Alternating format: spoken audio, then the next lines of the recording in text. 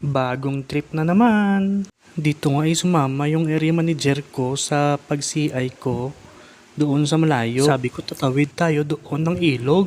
Pero mababa na yun kasi wala nang ulan. Sabi naman niya, O sige sama ako sa'yo. at pagdating na nga namin dito sa may sapa-sapa, parang nalangan siya magtawid kasi baka mabasa yung sapatos niya.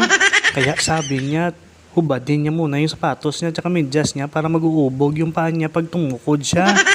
Sabi ko nga sa kanya dito, pigain mo lang, wag kang magpundo-pundo, wag kang magpreno. Pero sabi niya, sandali lang, hubarin ko na talaga yung sapatos ko sa medyas ko kasi pag tumukod ako mamaya dito, mabasa ito.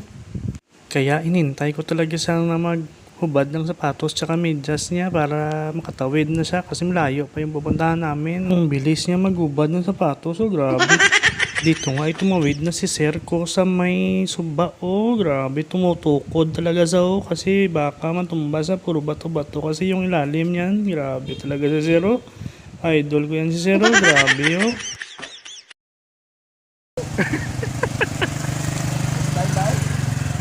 Pagdating namin doon sa bahay ng kliyente, may mga gulay sa dito. Tapos umuwi na kami. Hindi ko na na-video kasi ang bigat ng mga gulay.